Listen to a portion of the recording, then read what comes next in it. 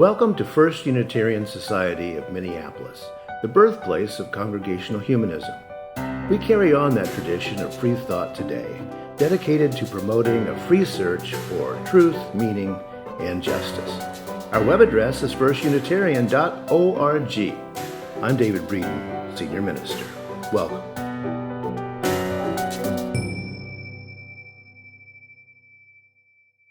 Off the beaten path and into the woods. Every once in a while, my granddaughter Wren asked me to sit with her and reread one of the well-worn stories from our giant paperback copy of The Complete Fairy Tales of the Brothers Grimm, a thick academic copy her mother was forced to read in order to complete her master's degree in creative writing. 756 pages of close-to-the-source, hardly sanitized, often grim tales with titles like The Iron Stove, The Worn-Out Shoes, and The Young Man Who Went Out in Search of Fear. And who could forget the classic tale, How Some Children Played at Slaughtering. By the way, my Milwaukee childhood memories includes being handed a free intestine-sheathed wiener across a butcher's glass countertop by a smiling, aproned sales clerk. Meanwhile, cheerful cartoon depictions of the many stages of pig slaughtering hovered above. They would have made perfect illustrations for children's books under the title, How Some Children Played at Slaughtering. If I close my eyes, I can still see the cartoon blood draining from the cartoon pigs while feeling the satisfying pop my teeth made while I chewed a hot dog, and following the arc of the story across the three walls of the butcher shop, viewing it a bit like I did the back of a box of Captain Crunch. But I digress. This is, after all, a day featuring creative nonfiction, memoir, and nearly free verse from our plucky FUS writing group. Write about it. When Ren and I sit down to read, it doesn't really seem to matter how dark or light the story is, or how cleverly written, only that it deals in the kind of dark matter that rattles around in our subconscious minds. Witchy, jealous humans who cast the innocent into dark forests, clever and kindly animal siblings who protect and defend us, a house or a home or comfort at the end of the long journey, suddenly remembered as both a blessing and a birthright at the end of a good story. Granddaughter Wren and I sit and cuddle and bond as the stories wash over us, feeling our deep need to bear witness to the good, the bad, and the ugliness of life. Then we quietly absorb their layered meanings into our awe-filled souls and feel more prepared to enter into the woods of life again. It does not surprise me then that I experienced that same kind of awe, comfort, and fortification of the soul during our weekly Write About It meetings. They began under Jim Fode's gentle guidance and at the prompting of a friend of his early in the pandemic. You should be writing about it, she told him. Everyone should be. And so some of us did and continue to, these last 200 Mondays and counting. And today, our little intrepid group of writers will lead you off the beaten path and deeply into the woods that surround the lives of some of your fellow FUSers. The 17 or so little dwarfs who have participated in Write About It over these last few years now invite you to listen or to visit the lovely little cottage in the woods that they've stumbled onto, while following the breadcrumbs of our own lived experiences. Snap off a piece of gingerbread and take a bite. We promise not to eat you.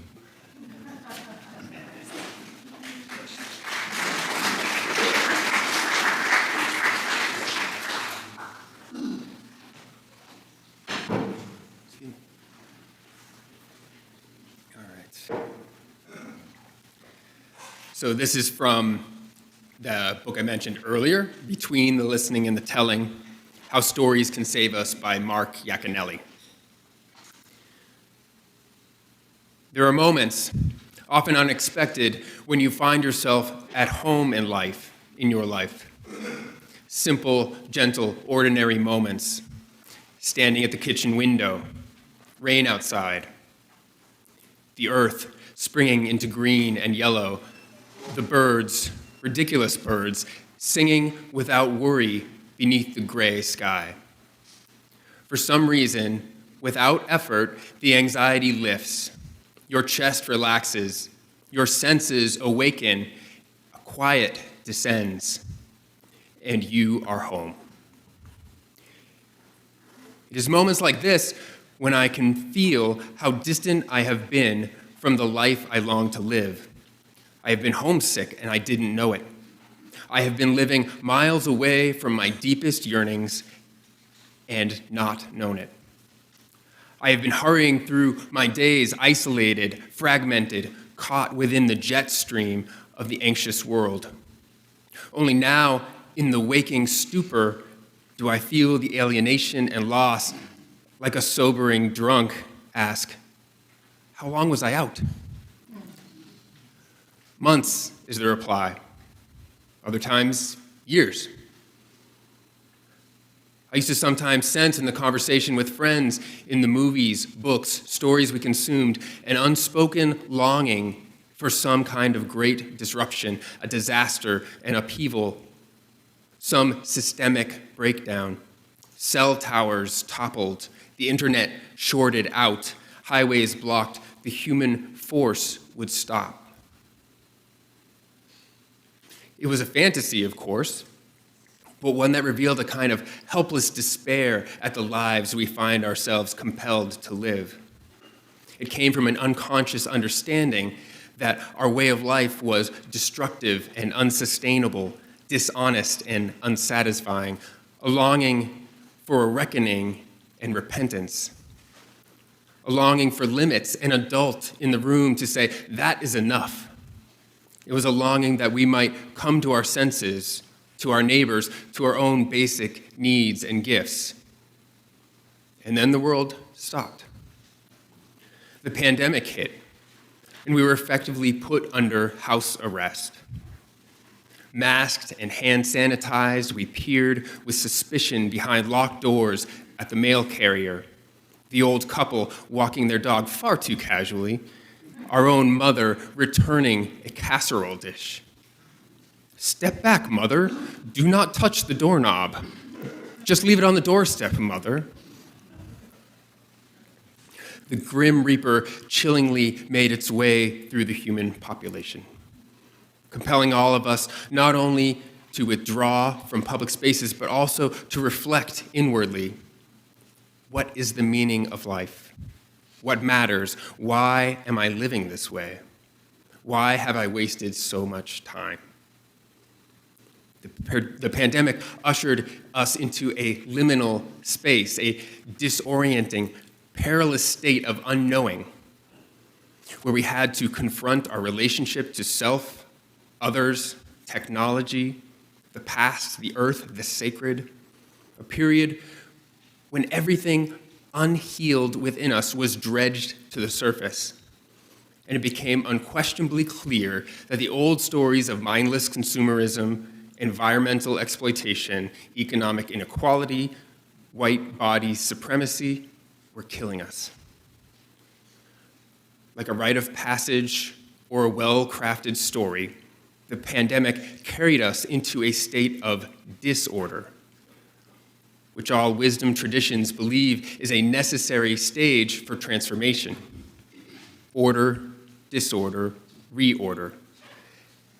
The gift of this disruption has been the uncovering of our fundamental cravings for one another, for the natural world, for family, for rest, for healing, for reconciling the divisions the old stories have kept alive.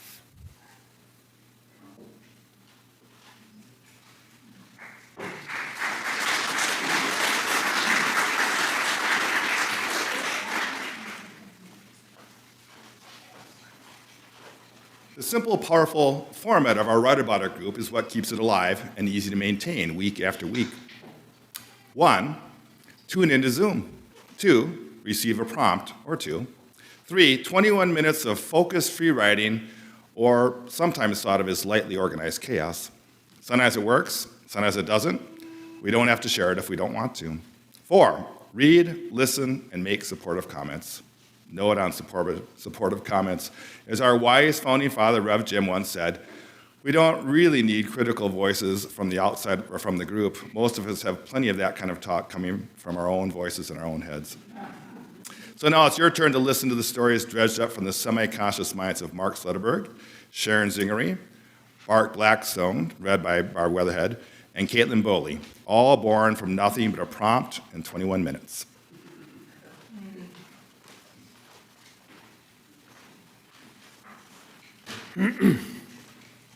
Sorry, I'm not myself today. I'm apparently George Hutchinson, which is not a bad thing to be.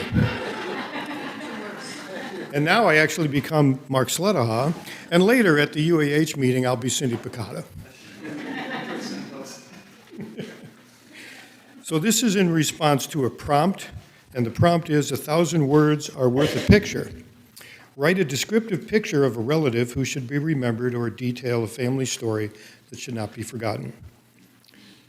So Mark writes, my paternal grandmother, Susan, died in 1918 of the Spanish flu.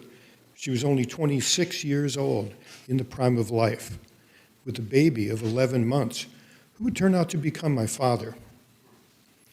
My grandfather felt incapable of taking care of my dad, and as a result, Dad was raised for several years by his grandmother until his father remarried and was able to take him back. My step-grandmother was very fond of Dad, who was about 4 years old when he was permanently reunited with his father. However, it was my step-grandmother's intent to destroy all evidence of my biological mother or grandmother. All photographs that she could find were destroyed. Throughout much of my life, I occasionally wondered what my biological grandmother looked like. However, as I was always reminded, all photos were non-existent.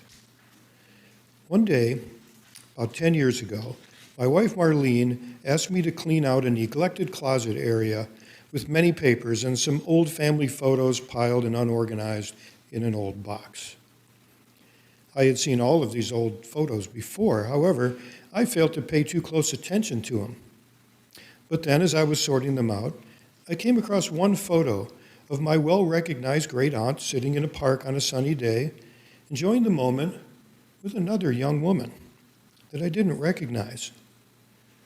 Wait a minute, I did recognize the other woman. She had the same natural curly hair, the same facial features, and the same smile as my father. It was unmistakable. I found my grandmother. I had seen this photo at least several times in my life, but because I was led to believe that all photos of my grandmother were destroyed, it never occurred to me to look more carefully at the photo. This was a photo of two lovely sisters, taken probably around 1917. My great-aunt would survive until her late 70s, and my grandmother would expire a year after the photo was taken. Since then, I have been captured by the idea how often our preconceptions and expectations can so easily hide the obvious directly in front of us. Perhaps Antoine de Saint-Exupéry, author of The Little Prince, was right when he wrote, "What is essential is invisible to the eye."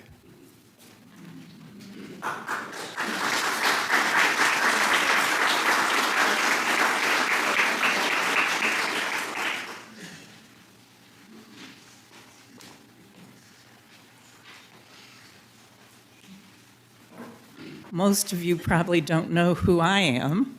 I am Teresa Zingery's sister, and I am a member sitting in there, here to cheer me on, and I am a member on Zoom from Chicago.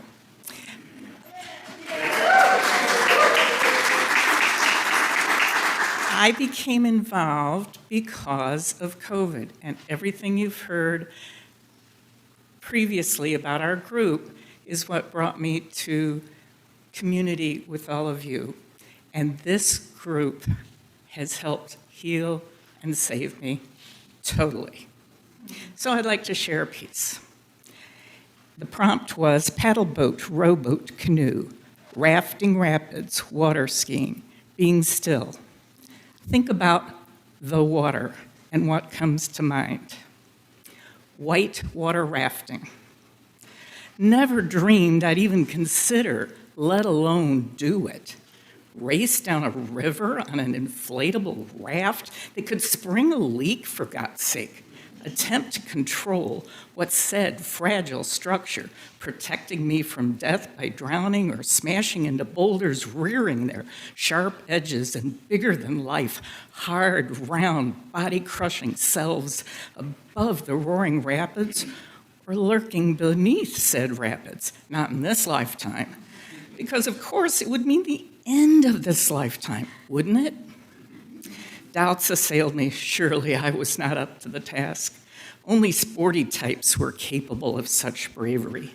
Intellectuals, or even pseudo-intellectuals, were not meant to take a sliver of wood, also known as a paddle, into hand and do battle with fierce currents. It was actually a conference thing. Attendees had the option of taking a raft down part of the Willamette River. Sections were labeled something like a Category 4 rapid, but they told me I could do it. Ha! They don't know me. How could they be sure I'd make it? Sheesh. Yet something tantalized me, called to me.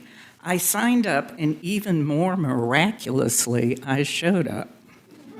The rush of water, the rush of wind blowing through my hair, spray in my face, roaring in my ears, laughter, flirting with fellow conferees as I gingerly climbed into the seemingly fragile craft. Who best to sit next to? Yes, the guy from Hawaii who surfs. He can handle this task, right? And kind of good looking as well, so can't hurt. At least he could probably jump into the water and save me if I go overboard. Incredible rush of adrenaline, rush of water, speed, flying on water. No thinking, just rushing. Rushing water, rushing mind. The guide pulls us to a calm pool while we wait for the rescue of the other boat's tour guide, who flew off the raft into the last whirlpool thingy. The risk is real. Heart and throat, we watch the rescue and breathe again. Too soon it's over. I survived. I succeeded. It felt triumphant. Too brief. I feel powerful and fragile, both alive and scared and truly happy. It was beautiful. I felt beautiful. I am more than I thought.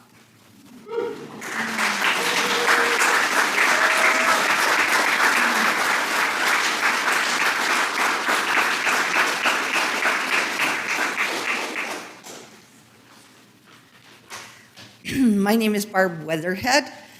Yes, I am still alive. I join you normally via the internet on Sunday mornings, but I'm still here.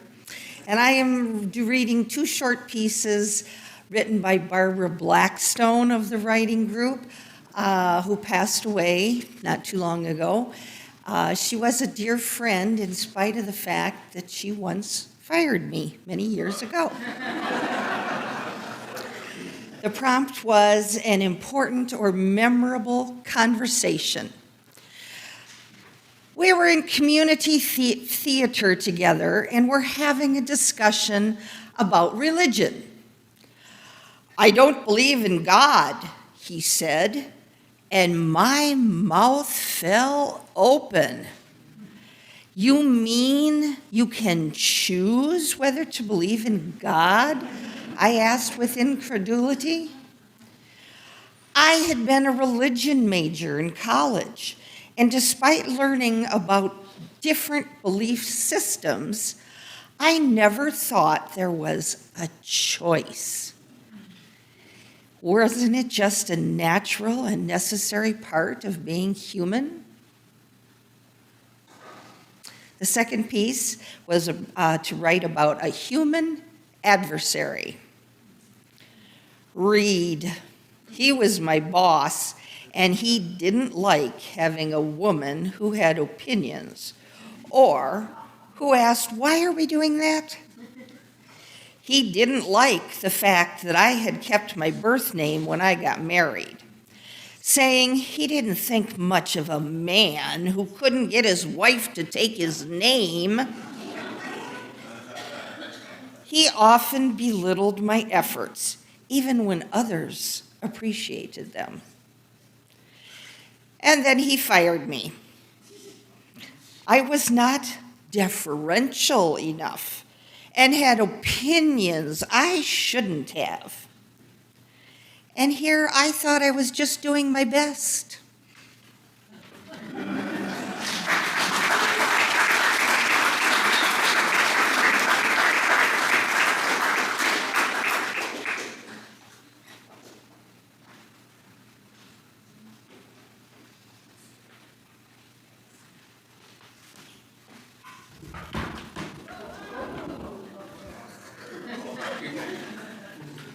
Another story to write about.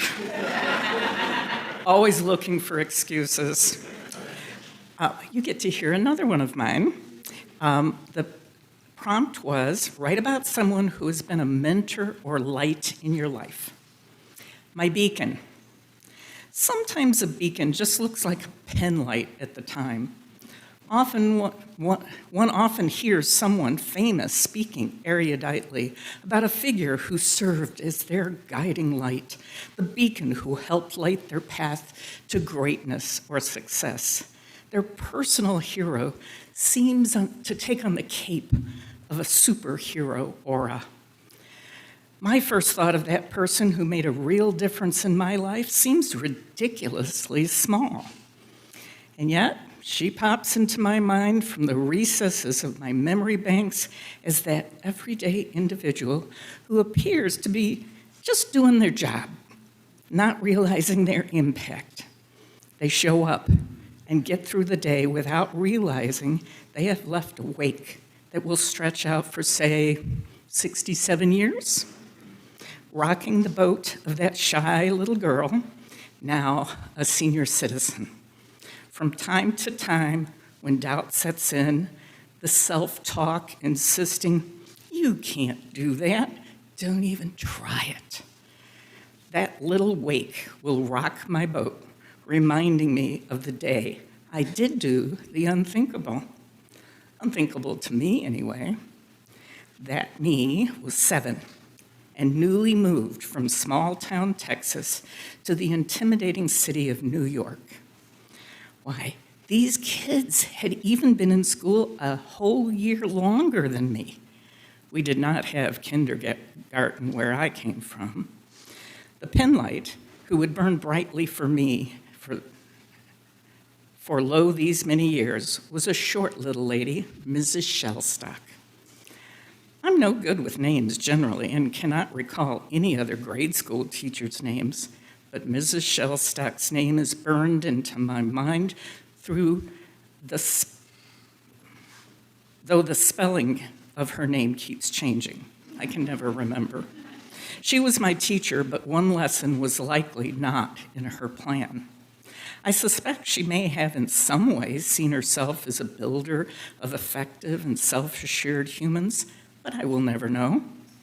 What I do know is that on the day of the great spelling bee, Mrs. Shellstock created the moment when I first believed that I just might be capable of doing big things. Oh, it really was a little thing that made a big difference for this shy little girl.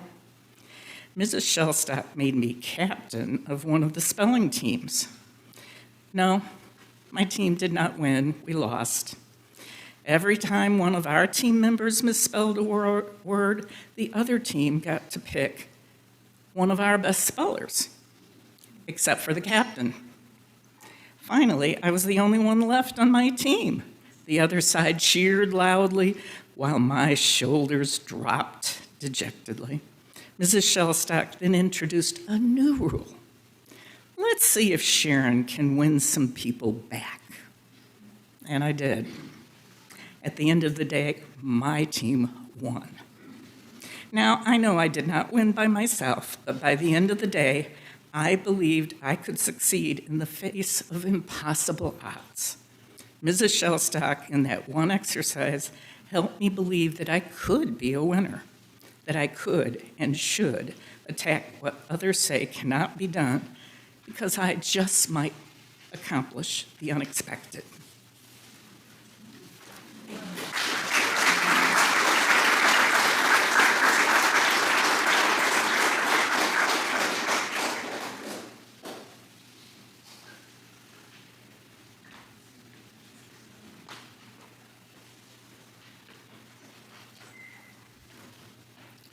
The prompt here is write about a gift that you received.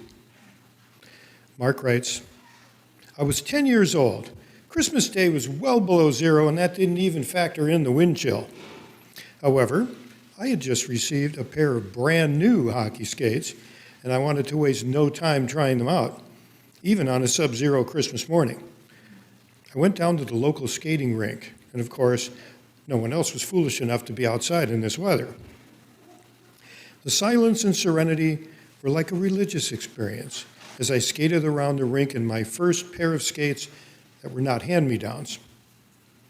This was the 1950s, in the age of greasers. Our neighborhood area was loaded with greasers, and one of them, Mike J. in particular, was feared the most. He was always dressed in black leather jackets, had a classic ducktail haircut, rode a motorcycle with a cigarette always hanging out of his mouth, carried a switchblade, and was picked up by the police fairly often for apparently petty crimes. Though he was only about 16, he was well renowned, make that infamous, for a mean disposition and many neighborhood rumbles. Those of us who were younger and weaker knew well enough to keep our distance. Imagine my surprise when Mike shows up at the skating rink. Black leather jacket and ducktail, and figure skates. What, a greaser in figure skates? I didn't know whether to be petrified or just to be shocked. He was accompanied by his much younger sister. I stood and gazed at Mike skating as he pirouetted and performed leaps and spins with the greatest of artistic ease while his little sister watched, giggled, and admired. After he put on a skating performance that I had never seen before in my neighborhood, nor could ever be imagined by the likes of a person like him, he skated over to his inexperienced sister. He took her by both hands and proceeded to guide her in apparently her first skating lesson. Since I couldn't seem to stop staring at the two of them, after a while the little girl struggled and stumbled toward where I was standing, and after falling a couple of times, managed to get up and make her way up to me. Then with an ear-to-ear grin, she said, "That's my big brother, Mike, and he's teaching me how to skate." As her brother stood fairly close by, all fear went away. I suddenly realized that there is oftentimes an unknown depth and dimension to each one of us, and that all too often is hidden away, but waiting to emerge and be seen.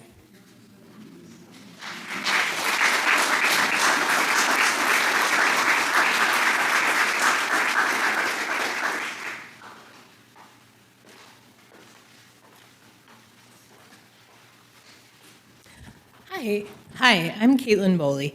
I am reading you something from a prompt that said, write something about our Write About It writing group. All my life, I've hungered to write. All my life, the concept of sharing my words and thoughts with others has paralyzed my tongue and stayed my hand, despite evidence to the contrary regarding my tongue. It is far easier for me to speak of less important topics than to risk a deep truth. So, writing group seemed a safe, supportive baby step. The prompts lead us each in different directions, and as the pandemic began, it seemed like a safer alternative to the circle suppers my parents used to attend. I keep coming because I enjoy the people and the fellowship. Some weeks I sleep through the talk on Sunday and watch it later, but I usually end up at writing group. Some weeks I don't write anything at all. I just use the hour as a grounding experience, like joys and concerns, to remember, despite physical evidence to the contrary, I am not alone. What do you do at writing class? My mom asked during my basement sabbatical at her house during COVID. Well, it's not actually a class, I just think of it as such, but we write on or off a topic for about 20 minutes, and then if we want, we share our writing. I go back each time for the fellowship and connections, and to learn about the world through my fellow writers' experiences, and to remind myself I am not alone.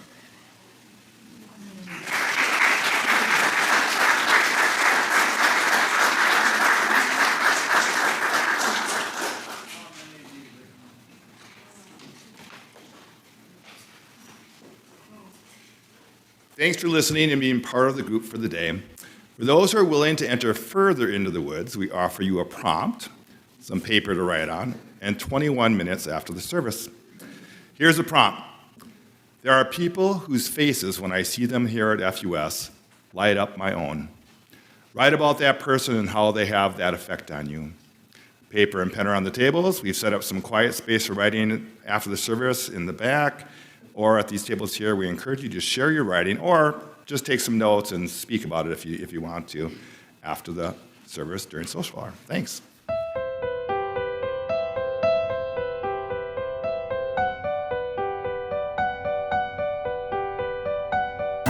Thanks for listening.